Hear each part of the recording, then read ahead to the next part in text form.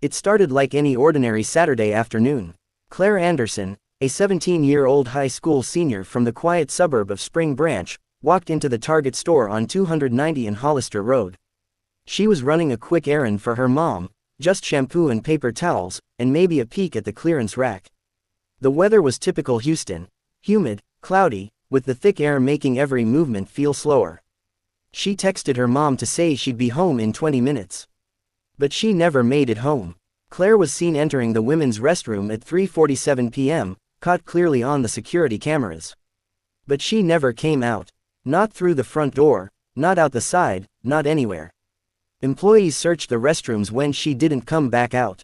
Nothing. No sounds. No sign of struggle. No Claire. Her cart with the shampoo still sat abandoned just outside the door. Houston police arrived within the hour. They locked the building down. Dogs, drones, heat sensors. No trace of her. Every single customer was questioned. Nothing suspicious. No witnesses. Claire had simply vanished. But then things got worse. 3 days later, Claire's phone, which had been completely offline since the day she vanished, suddenly connected to her iCloud account. Photos started uploading, 28 in total. They were all taken from inside the bathroom. From behind the mirror. Each one was blurry, dimly lit, and unsettling. The first few showed cracks in the tile behind the wall. Then her face. Claire's terrified eyes, wide open. Her hand pressed against the glass as if she were trying to scream through it. In some, she was crawling through narrow spaces, vent-like tunnels, dripping with condensation. One photo showed a hand reaching for her shoulder. Not hers. Pale, long fingers, no nails. Another photo, her mouth open in a silent scream, the reflection behind her twisted and wrong, like the mirror wasn't reflecting her at all but something else. Houston PD tried tracing the phone's signal. It pinged somewhere beneath the store, but Target had no basement. No sublevels. Nothing below ground. The mirror was removed. Nothing behind it but cinder block. Still, the uploads kept coming. And Claire wasn't the first. The detective assigned to the case, Maria Delgado, had worked hundreds of disappearances. But this one broke every rule. No prints. No footprints. No physical evidence. Maria pulled every missing persons file from the last 10 years tied to large retail chains across Texas. What she found sent chills down her spine. 12 girls, ages 14 to 19, all disappeared inside big box stores. All reported last seen going into a restroom. And in 4 of those cases, photos surfaced days or weeks later. All showing the same warped perspective.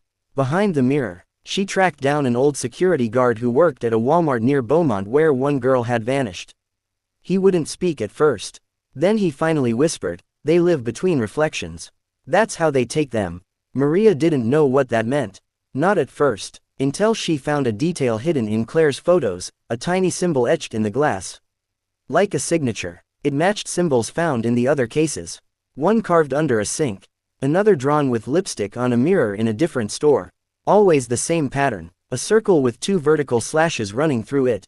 Maria traced it back to a pre-Columbian tribe in Central America who believed that mirrors were portals. Not spiritual, literal, and that there were creatures, the hidden ones, that watched us from the other side, waiting for the right person. The right moment. Claire had looked too long. They shut the store down a week after Claire's disappearance. Official story: plumbing failure. The real reason: another girl went missing. 16. Different stall. Same mirror. Maria returned one last time. She stared at that mirror, now shattered. But in the broken glass, she saw something move. Not her reflection, something behind it.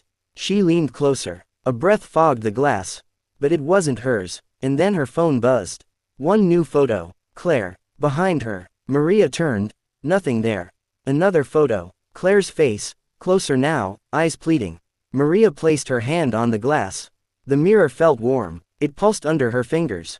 And then she heard it. A faint whisper. "Help me." The power in the store flickered. The lights above the mirror dimmed. Maria knew what she had to do. She pressed both hands against the glass and whispered, "I see you." The mirror rippled. And she was gone. No one has seen her since. But every now and then, another photo appears in Claire's iCloud folder. And Maria is in them now, too. Still searching. Still watching. From behind the mirror.